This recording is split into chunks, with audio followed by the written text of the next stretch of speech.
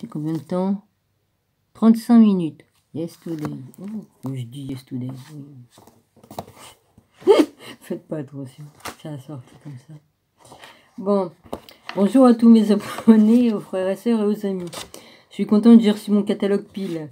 C'est le monsieur qui travaille là-bas, je connais la boîte depuis 14 ans. Si c'est, oui, au moins 14 ans que je suis chez eux. Je lui ai dit que j'avais pas reçu le catalogue. Il m'a dit je vais m'en occuper. Et ben je l'ai reçu. Voilà, je lui ai écrit un gentil mot parce que il est pas obligé. Hein, il m'a donné de son temps quand même. C'est important de remercier. Alors bonjour à tous mes abonnés, aux frères et sœurs et aux amis. Voilà, je vous bénis tous, ainsi que mes ennemis. Oui, de temps en temps, il faut quand même les bénir un peu, hein, quand même.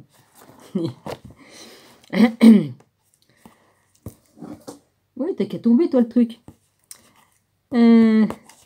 Non, ma maison est pas hantée. Hein. L'esprit qui était chez moi, il y a longtemps qu'il est parti. Hein, il y a 2 ans, ouais, que je l'ai fait passer dans la lumière. Bon.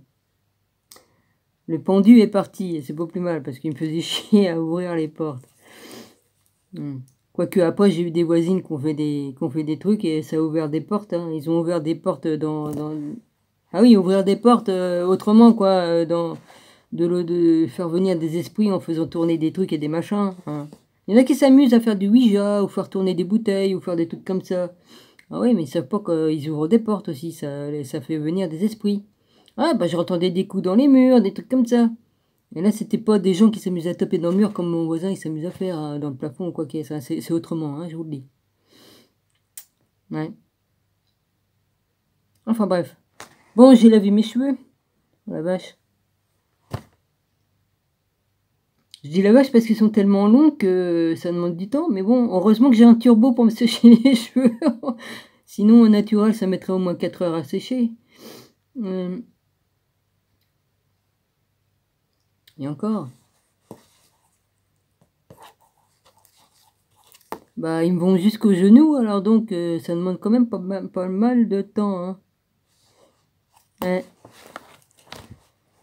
Ben, et encore, j'en avais coupé à un moment donné, ouais, parce que 20 cm j'ai dû perdre 20 cm. Ouais, enfin, ils ont repoussé depuis, évidemment, mais ils étaient tellement abîmés. Bah oui, les pointes qui sont trop abîmées, on peut plus les coiffer, donc on est obligé de couper. Ouais. Bon, bah je suis contente. J'ai reçu des trucs, oui, mais je vous en parlerai pas, c'est... Mon rabis, c'est des trucs que j'ai demandé au ciel qu'il se passe des choses, et puis là rebelote. Ça m'a fait le même truc. La main de Dieu est sur moi et il me protégera de ce truc-là. Hein.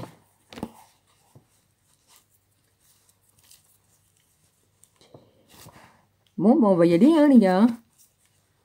Alors, j'en étais à Charles de Lorraine. Ma dragonette, je te bénis et je t'embrasse fort. Hein, je t'aime très très fort aussi. Ça, comme j'aime quelqu'un, je l'aime. Hein, et voilà, et je vois bien que les gens qui sont bons et les gens qui sont pas bons. Ceux qui jouent la comédie et ceux qui sont vrais. Ouais. T'inquiète, j'ai le don de voir et de lire dans les yeux des gens, dans l'âme et tout ça. Ouais. Et je vois qui est qui. Pardonnez-moi, mais j'ai mal aux dents, donc voilà, j'ai des problèmes aux dents. Le jour que ça va bien m'énerver, je vais arracher moi-même. Hein, voilà, je vais arracher les 2 dents qui me font chier, puis c'est bien. J'essaie de... Je sais qu'il faut pas faire des conneries, mais bon, à un moment donné, vas-y, hein. J'en ai plein le cul, quoi. Le mercure qu'ils ont mis dedans, ils l'ont mis, hein. Bon. Et puis je suis sûr à 200% qu'il a oublié une mèche dans là où il avait mis la dent. Je suis sûr. Il n'y a pas de raison. Je vois bien que j'ai un truc étranger qui est dans la dent, là, comme ça. Ça fait des infections, ça fait des trucs tout le temps au même endroit. Comme j'appuie, il y a des trucs durs. Il y a un truc dur, c'est parce qu'il a oublié une mèche. Ça fait plus de 30 ans que j'ai ça dans la bouche. Hein? Ouais. Au bout de 3 jours, moi, je vais voir mon dentiste. Au bout de 3 jours, qui m'a réparé la dent et tout ça, qu'il a creusé, qu'il a, enfin, la roulette, tout ça, nettoyé. Et puis il refait... Oh non, merde, j'en veux pas du chauffage. Excusez-moi. Fais chier, j'ai gardé le manteau exprès. Merde. Fais chier, quoi, vas-y. J'en veux pas de chauffage, ça va me coûter une fortune encore, déjà tout à l'heure, là, vas-y. Non. Hein, déjà avec l'autre qui me fait des courants d'air à se machine toutes les heures. Fais chier, quoi. J'ai oublié de débrancher le truc. Qu'est-ce que je disais? Ah, du coup, j'ai perdu le fil de... Hein? Ah oui, je disais pour la dent, quand je me suis fait réparer la dent, plusieurs fois, hein, parce que les dents, 400 fois, et 3-4 fois, il répare la dent, il creuse, et il remet du truc, mais bon, à un moment donné, la dent se pète, hein. À force d'être ouverte, fermée, puis machinée, à force de racler, elle devient de plus en plus fine, hein.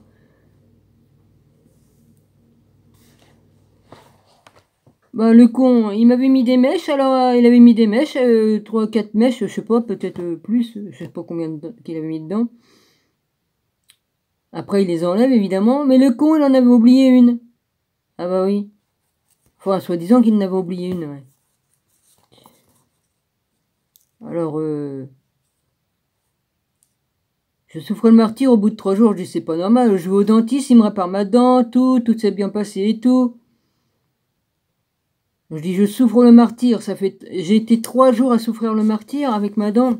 Je dis, c'est pas normal que j'ai mal. Je suis allé le voir, il a pris une radio. Ah, il a pris une radio, oh bah oui. Oh là, j'ai oublié une mèche dans la dent, ah bah oui. C'est bien facile de parler de cul avec la fille qui travaillait là-bas, c'était une des sœurs de ma belle-sœur. Ah bah c'est bien beau de discuter puis de raconter des conneries, mais pendant ce temps-là, hein, puis il était un peu brutal aussi, hein, un peu genre bric-à-brac là, faire les trucs vite et puis... Ah, souvent il faisait mal, hein, souvent j'ai attrapé la main puis je te jure que je la tenais bien la main, hein, j'ai doucement, hein. Un vrai bourrin.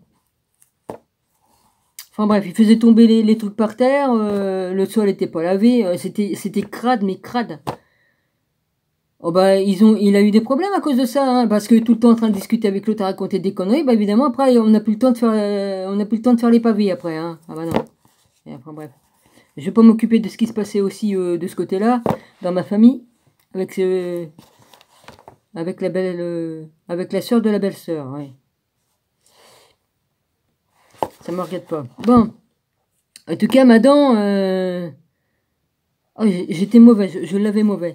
Il m'a pas fait payer, évidemment, hein, la deuxième intervention. Voyons.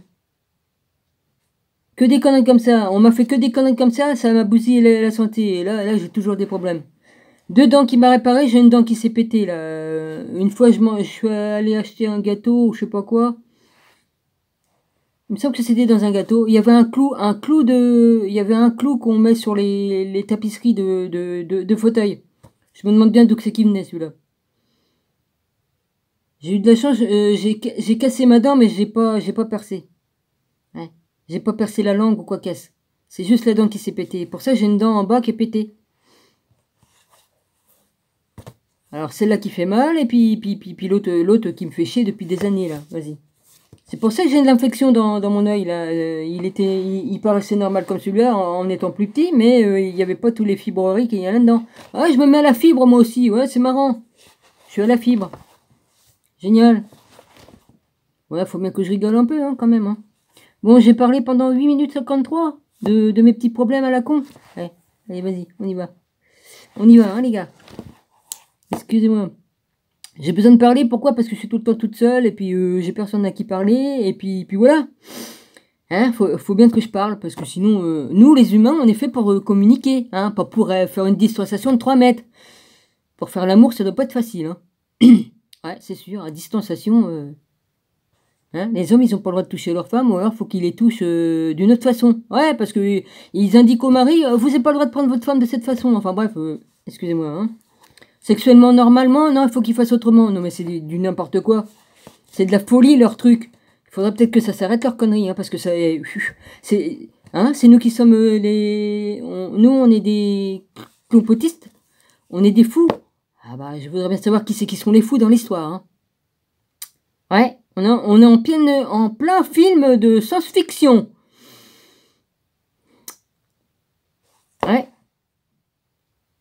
Je crois que les gens, ils vont finir par péter une durite. Enfin, vous suicidez pas, les mecs, hein, faut tenir bon, hein. Ouais. Il y en a qui pètent des durites, mais il y a de quoi, hein, parce qu'il y en a qui se retrouvent, ils ont plus de travail, ils ont plus rien, ils touchent plus les allocs ni quoi qu'est-ce, parce qu'il y en a qui ont ils ont le niveau pour faire certains travail. Il y a un mec qui se retrouve SDF dans la rue, si je peux dire, ouais, bah c'est pratiquement ça, puisque de toute façon, on lui a enlevé tous ses droits. Il a la capacité, il a eu on y a fait des papiers, il y a un juge, ou enfin je sais plus quoi, un avocat qui a fait, enfin je sais plus quoi, qu'est-ce qu'il a raconté, qui a fait les papiers adéquats pour qu'il était apte à faire, par exemple, le métier de juge ou d'avocat, parce qu'il a toutes les compétences. Eh ben non, ils ont refusé. Ils ont dit non, vous rentrez pas dans le protocole, dans le protocole. Tout ça parce que ce monsieur-là, il a fait des vidéos sur YouTube, tout ça, et puis il y en a qui l'ont sali, qui ont raconté des conneries. Alors du coup, ben, on y refuse tout. C'est bien de salir les gens. C'est bien. Franchement. Je vois qu'il y a de la merde partout. Je suis outré. De toute façon, ce monde-là, j'étais enfant, je m'étais déjà aperçu que tout était pourri. Alors, de toute façon, j'étais consciente. J'étais éveillée et consciente. Avec tout ce que je voyais, ouais. Puis mes dons que j'avais, je voyais des choses, bon, bah voilà. Hein. Franchement, bah oui. Hein. Et j'ai jamais eu peur, c'est marrant, j'ai jamais eu peur de ce que j'ai pu voir en vision ou quoi qu'est-ce. Pour moi, c'était normal. Ça l'a toujours fait. Voilà, c'est ainsi. Maintenant, je fais mon taf. Enfin, mon taf, c'est un plaisir. C'est pas un boulot pour moi, c'est un plaisir. Voilà. Oui, Donmi, je t'embrasse fort. On m'a appelé, je sais pas, un drôle de coup de fil vers 18h30 et quelques. Et on a parlé. Et aujourd'hui, on m'a coupé ma Wi-Fi 2 fois. On m'a déconnecté. Mais Dominique, elle a de la ressource. Ouais. Ils se permettent de prendre la permission de me déconnecter. Ben, voyons. J'ai SFR et moi, il déconne. Il déconne, il fonctionne plus. Je l'ai retiré et je l'ai remis. Ouais. J'ai un sacré problème avec ça. Hein. C'est pas étonnant que j'ai des problèmes de machin pour uploader. Alors j'ai mis en baisse les trucs que j'ai mis sur mon téléphone pour avoir moins de qualité sur mon téléphone. Et peut-être que ça mettra moins longtemps à uploader. Peut-être bien. Peut-être bien, je dis. J'essaie de trouver une solution, mais comme je vais plus pouvoir, ben, de toute façon, la batterie, elle est morte. Hein. Ils m'ont indiqué que ma batterie était morte. Ça fait longtemps que je le sais. Hein. C'est pour ça que je suis obligé d'être tout le temps branché sur mon téléphone. Parce qu'à ce vide au bout d'un certain temps. Mais ce genre de téléphone, on ne peut pas avoir accès à la batterie pour en changer. Il faut l'amener chez le docteur, je vais dire ça comme ça, pour qu'ils fassent eux-mêmes. Ils ne croient pas que je vais faire des frais sur un vieux téléphone de 2017, hein, pour qu'ils décollent tout ça. Il y en a qui le font eux-mêmes, j'ai vu ça, et, ils font ça, et ils te font pas payer aussi cher, hein, vas-y. Ils ont de la ressource, moi je veux dire, il y a un Africain qui fait ça, ou autre, hein, là-bas, il se démerde, il fait ça, et c'est son taf. Et il fait ça très bien. Eux, ils veulent qu'on leur porte le téléphone, pourquoi? Pour prendre toutes pour prendre tout ce qu'on a dedans, là, pour prendre toutes les qu'ils veulent savoir sur nous. Et c'est pour ça qu'ils font ça. Et il faut arrêter de nous raconter des conneries, hein, j'ai bien compris, hein. Ouais, prenez-nous pour des cons, bah voyons. Ouais. Alors j'y vais. Pardonnez-moi, j'ai parlé, ça fait du bien. Charles de Lorraine est né en 1712, se marie en 1744 avec Marie-Anne, la sœur de l'impératrice autrichienne, Marie-Thérèse, et, la même année, est nommé gouverneur général des Pays-Bas autrichiens, aujourd'hui la Belgique, et commandant en chef de l'armée autrichienne. Il fut l'un des principaux et l'un des plus brillants militaires de son époque, bien qu'il ait été vaincu par Frédéric le Grand, pendant la bataille de Lutzen en 1757. Après cet échec, Marie-Thérèse le relève de ses fonctions. Il se retire à Bruxelles où il s'installe comme mécène des arts, réunissant autour de lui un cours brillant. En 1761, il devient grand maître de l'ordre teutonique, vestige des anciens chevaliers teutoniques, protégés germaniques des Templiers. Il meurt en 1780. Je crois que j'avais pas déjà lu celui-là, là. Ouais, c'est pas grave. Maximilien de Lorraine, fils de Marie-Thérèse et neveu favori de Charles de Lorraine. Il est né en 1756, ah bah tiens, un an après Marie-Antoinette. À la suite d'un accident qui l'empêche de suivre une carrière militaire. Il se dédie à l'Église et en 1784, il est nommé évêque de Münster et archevêque et électeur impérial de Cologne. Dans ma famille, il y a un frère de ma grand-mère qui était archevêque. Archevêque de Rouen ou archevêque... ouais, un truc comme ça. Je sais plus si c'est à Rouen ou d'Orléans, je sais plus. Mais c'est plutôt de Rouen, c'est plus près de chez nous. Il est nommé évêque de Münster et archevêque et électeur impérial de Cologne. En 1780, lorsque meurt son oncle Charles, il devient aussi grand maître de l'ordre teutonique. Ce fut un gouvernant intelligent et tolérant, aimé de son peuple, ainsi qu'un protecteur des arts parmi ses protégés. Nous pouvons citer Haydn, H-A-Y-D-N, Mozart et Beethoven. Bah, j'avais déjà lu ça. Bon, je sais pas, je parle à boule ou quoi. Mais je bosse tellement, puis tout ça, que je sais même plus ce que je fais, moi. Il est supposé avoir appartenu à une association de franc-maçonnerie. Il est mort en 1801. J'avais dû le lire jusque-là, alors. Bon, pardonnez-moi, mais j'ai pas pris le temps de relire, de réécouter ma vidéo, hein. J'ai bossé quand même, hein.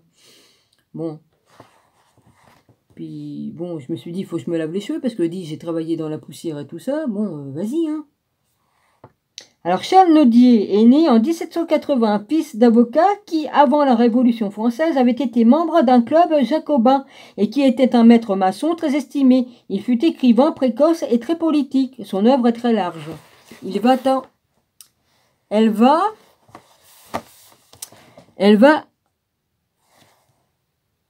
Oui, c'est ça. Elle va des romans aux essais de littérature, chroniques de voyage, études sur la peinture, recherches psychosociologiques sur la nature du suicide, l'ésotérisme, etc. Bien qu'il ait sympathisé avec la Révolution, il n'en fit pas autant avec Napoléon.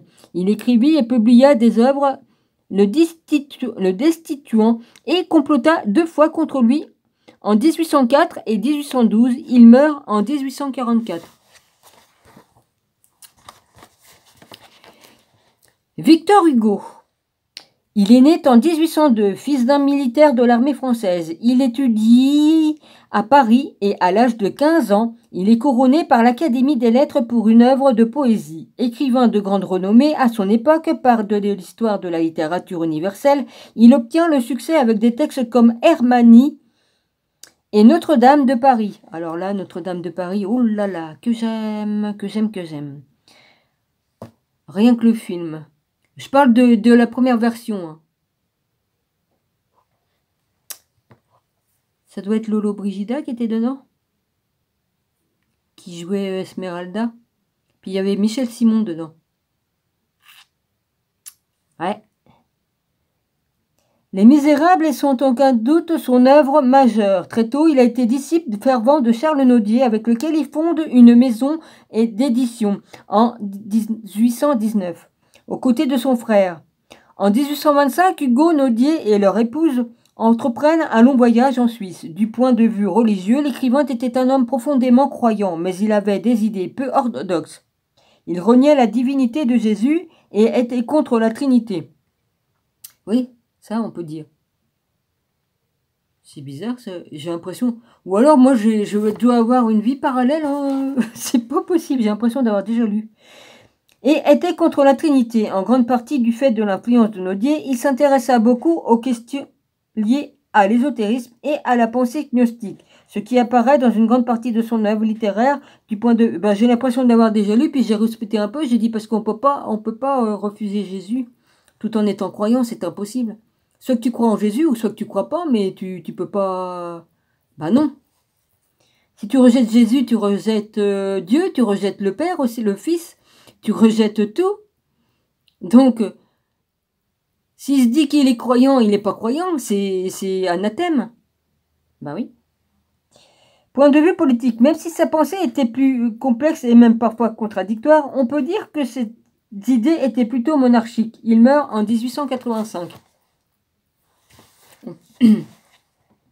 Claude Debussy, fondateur de l'école symboliste de musique, il est né en 1862. Ah, 100 ans avant moi.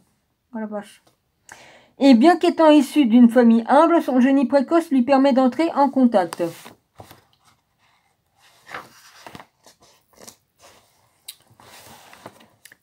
Dès son plus jeune...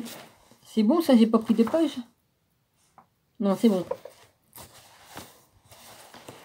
Dès son plus jeune âge, avec des personnes riches et influentes. Adolescent, il fut pianiste dans le château de la maîtresse du président de France. Bah, j'en ai fait 2 ans de piano. Puis il voyagea beaucoup en Russie, en Italie et en Suisse, ce qui lui permit d'être en contact avec des personnages éminents d'une bonne partie de l'Europe. Parmi les gens qu'il a côtoyés, citons Victor Hugo, Paul Verlaine, Marcel Proust, André Gide, Oscar Wilde et Paul Valéry. Il partageait les cercles symboliques qui dominaient en ce moment-là la vie culturelle française. C'est là qu'il rencontra des personnes liées à l'hermétisme et à la magie. Son lien avec les questions ésotériques transparaît aussi dans son œuvre. Parmi ses œuvres les plus connues, il y a à son opéra Péléas et Mélissandre, basé sur le drame vécu par le dramaturge symboliste Maurice Maeterlinck. Lorsqu'il meurt en 1918, il est en train d'écrire un livret pour un opéra basé sur le drame occultiste Axel de Villiers de l'Isle Adam.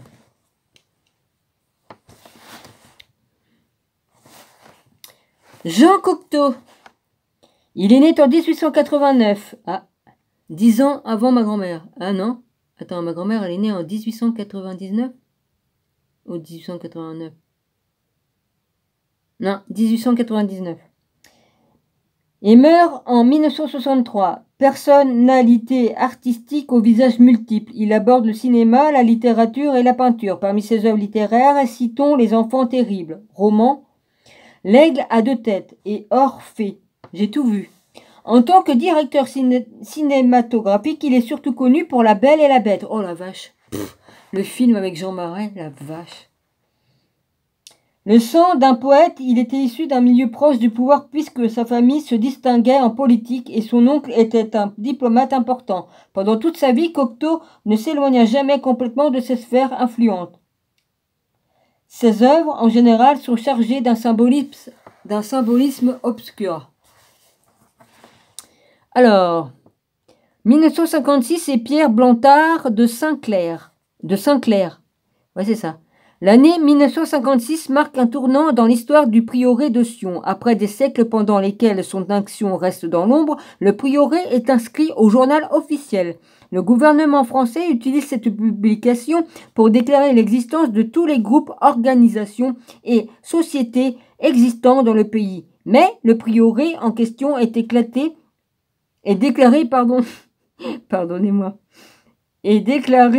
non mais j'avais pas vu le D.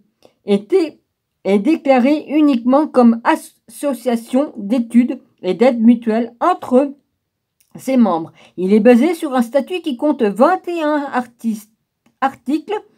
Les objectifs de l'ordre n'y sont toutefois pas précisés, ni son influence éventuelle. Ses membres sont répertoriés en 7 grades organisés selon une structure traditionnellement pyramidale. Au sommet, on trouve le grand maître, au notonnier. Le grade immédiatement inférieur est celui de prince Noachite de Notre-Dame, suivi par le croisé Saint-Jean. Saint-Jean. Ben, salutations Saint-Jean, parce que là, je parle à un faites pas attention. J'ai des connaissances par rapport à une autre personne, alors vas-y.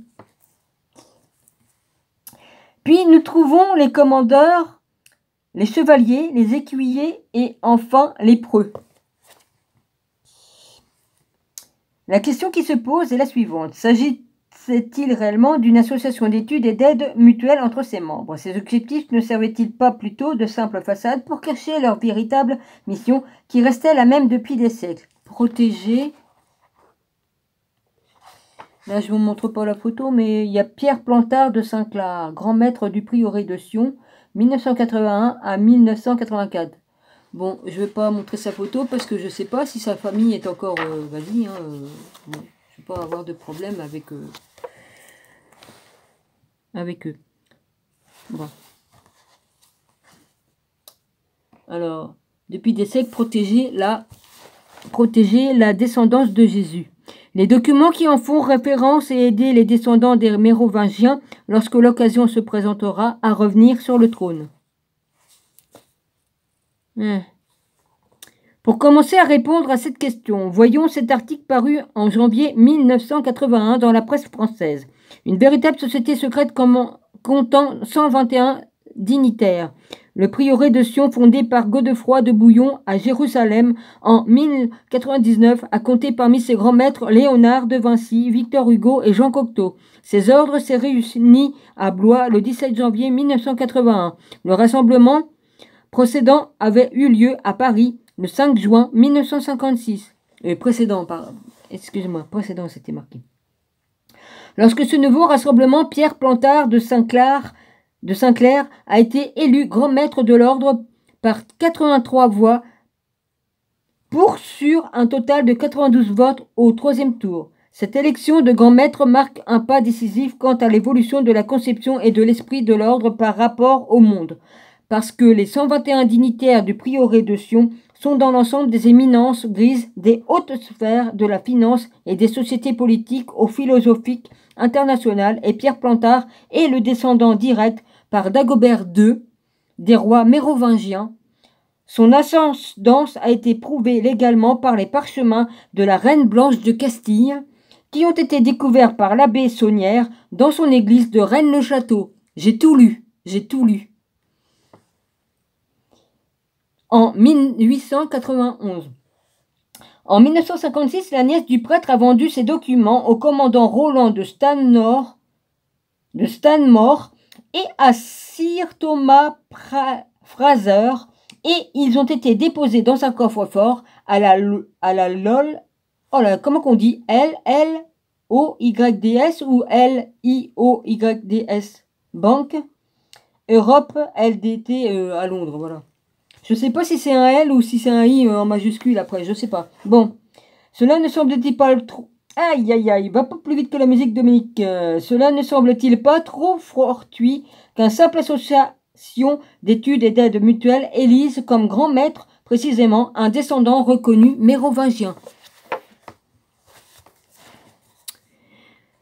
Le prieuré de Sion n'aurait-il pas des objectifs cachés qui dépassent de loin la simple étude et l'aide mutuelle? Pour tenter de faire la lumière sur cette question, reportons-nous aux déclarations de Monsieur Plantard en 1973. Une revue française a publié un enregistrement téléphonique d'une conversation tenue avec lui. Toutes ses réponses ont été, comme il fallait s'y attendre, élusives, cryptées, inutilement subjectives et... Du fait, elle posait plus de questions qu'elle n'apportait de réponses. Lorsqu'on lui a demandé précisément quels étaient les objectifs du prieuré, il a répondu « Cela, je ne peux pas le dire. La société à laquelle j'appartiens est très ancienne. Je ne fais que succéder à d'autres personnes, à être le point dans une ligne. Nous sommes les gardiens de certaines choses et sans faire de publicité... » J'ai le nez qui me gratte, avec les cheveux qui viennent me chatouiller le nez. De quelle garde veut parler le prieuré de Sion? La seule réponse possible est, d'après tout ce que nous venons de dire, la descendance de Jésus, le Saint Graal. Par ailleurs, Jean-Luc Chaumeil, qui a interrogé Plantard pour un journal et a largement étudié le thème du prieuré de Sion, n'hésite pas à affirmer que les statuts présentés devant la police par l'organisation étaient de la poudre aux yeux. En réalité, l'ordre nourrit d'ambitieux plans politiques pour un futur relatif.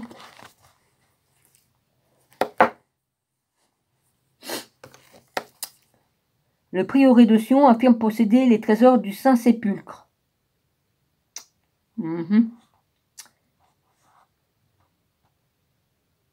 Aux yeux, en réalité, l'ordre nourrit d'ambitieux plans politiques pour un futur relatif.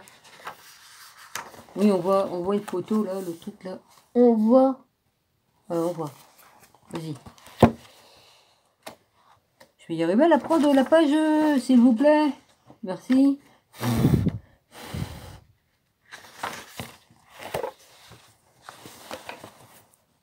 29. Ouais, je vais jusqu'à 35 et des poussières.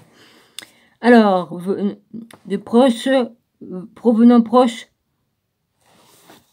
Bordel de... Future relation. Ah ouais. Relativement proche. Futur relativement proche. Oh, bah je vais y arriver, oui. Selon ce même chercheur, dans un délai de quelques années, un changement spectaculaire se produira au sein du gouvernement français, modification qui préparerait le chemin pour une monarchie de cour populaire avec un gouvernement mérovingien sur le trône. Derrière ce changement, comme cela a été le cas lors de beaucoup d'autres changements au fil des siècles, le prieuré tirerait les ficelles en restant dans les coulisses. En 1979, lorsque Plantard accorde un rendez-vous à la BBC, ceux qui l'interrogent déclarent que même s'il n'est pas fait d'allusion claire au futur plan de prieuré pendant l'entretien, les sous-entendus ne manquent pas, hors caméra. Il déclare par exemple que le prieuré de Sion possède le trésor perdu du temple de Jérusalem, et il insiste sur le fait que le véritable caractère du trésor était spirituel, et il laisse entendre que ce trésor spirituel est un secret, au moins en partie. Il fait aussi allusion au fait que le dit secret permettait un important changement social, une modification des institutions françaises que préparerait la restauration d'une monarchie. Le mystère de Rennes-le-Château. J'avais le livre. J'avais tout dedans. Et là, j'ai les mystères qu'en parle aussi là-dedans. Ouais. Qu'est-ce que j'avais pas, moi? Oh, bah, de toute façon, ça me passionne tout ça. Hein. Alors, le mystère de Rennes-le-Château. L'église de Rennes-le-Château n'est pas simplement l'endroit où furent découverts les parchemins qui démontraient l'ascendance mérovingienne de Pierre Plantard de Saint-Clair. En réalité, cet endroit est un centre ésotérique vers l'histoire duquel afflue un trésor légendaire, des tombes profanes, une église consacrée à Marie-Madeleine. J'ai une photo, je vous la montrerai. Des membres de prieuré de Sion, et ils ont demandé à ce que ça soit explosé, le Vatican, tout ça. Ils ont fait à la dynamite, ils ont fait tout sauter, les enfoirés. Ouais. Pourquoi? Parce que ça les gêne, la vérité. Eux, ils mettent des vérités. Ils font ce qu'ils veulent. Ils ont le droit. Eux, ça leur plaît pas. Faut surtout pas qu'on parle de Marie-Madeleine. Hein? Qu'on efface le sacré féminin. Avec la Sophia et puis Marie-Madeleine, c'est le sacré féminin, tout ça. Ouais.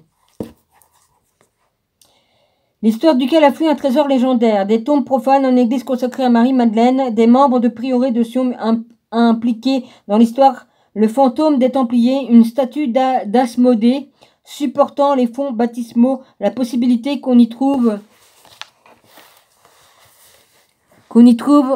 reliques de Jésus, qu'on y trouve les reliques de Jésus Christ.